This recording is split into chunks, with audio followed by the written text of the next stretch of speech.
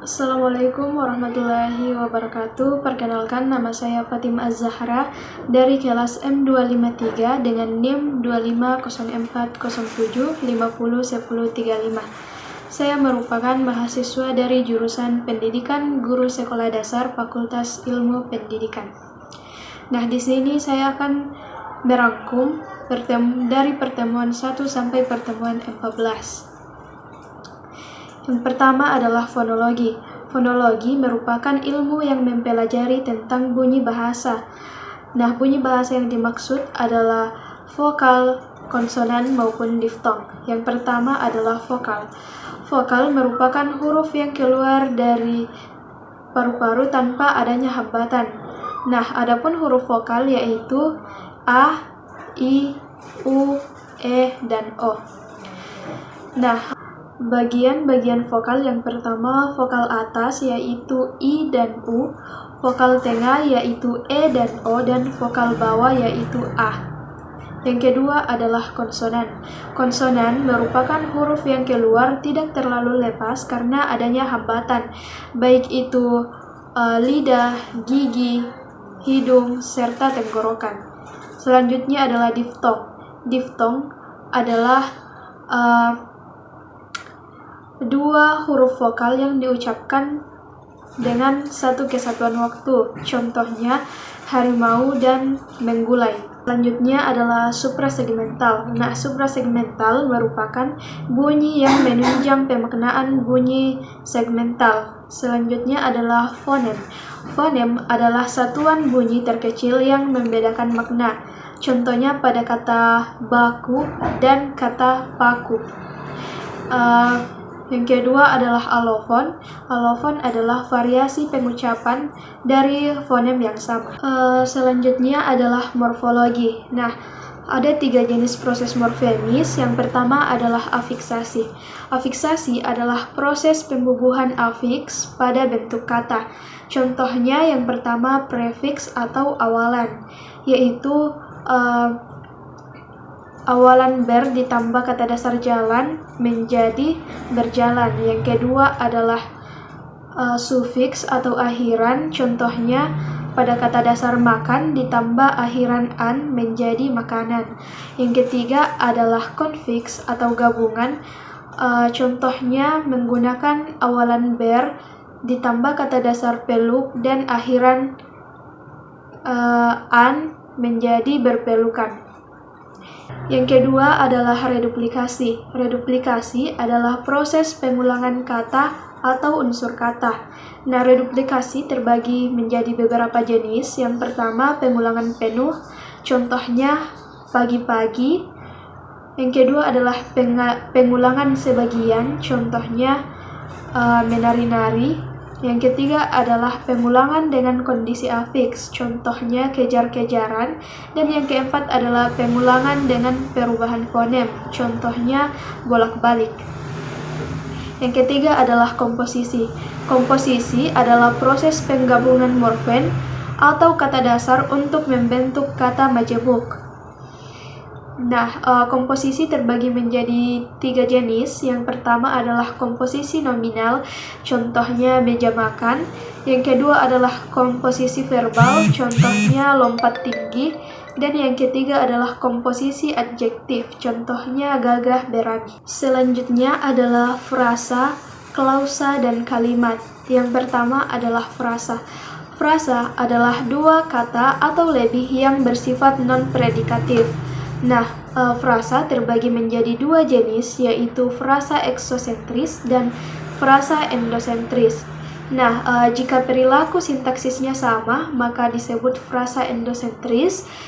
Sebaliknya, jika berbeda, maka disebut frasa eksosentris. Contohnya, di rumah dan ayah ibu.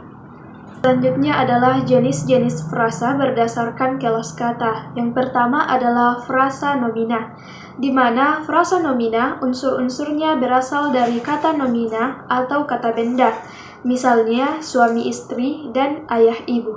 Yang kedua adalah frasa verba, yang unsur-unsurnya berasal dari kata verba atau kata kerja, misalnya jual beli. Dan yang ketiga adalah frasa adjektif.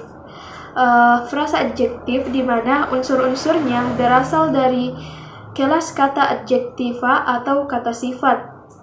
Misalnya adalah cantik sekali dan masih muda. Yang keempat adalah frasa adverbia.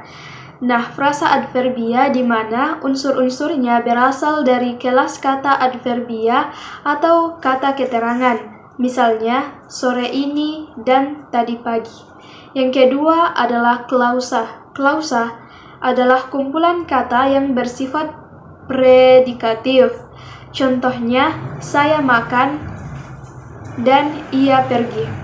Nah, klausa dibedakan menjadi dua, yaitu yang pertama klausa utama. Klausa utama adalah klausa yang bebas dan dapat dipahami sebagai sebuah kalimat jika ia berdiri sendiri. Misalnya, saya makan. Yang kedua adalah klausa bawahan.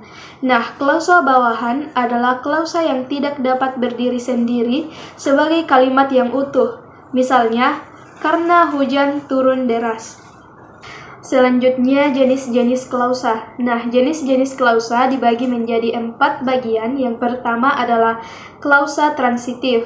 Nah, klausa transitif adalah klausa yang verbanya selalu disertai objek. Misalnya, saya memilih warna biru. Nah, yang kedua adalah klausa aktif. Klausa aktif adalah klausa yang verbanya selalu berupa kata kerja aktif. Misalnya, nenek menulis surat. Nah, yang ketiga adalah klausa pasif. Klausa pasif adalah klausa yang kerjanya berupa kata kerja pasif. Misalnya, ia dipaksa mundur. Yang keempat adalah klausa relatif. Klausa relatif adalah informasi tambahan mengenai nomina atau pronomina dari sebuah kalimat. Biasanya disertai kata yang.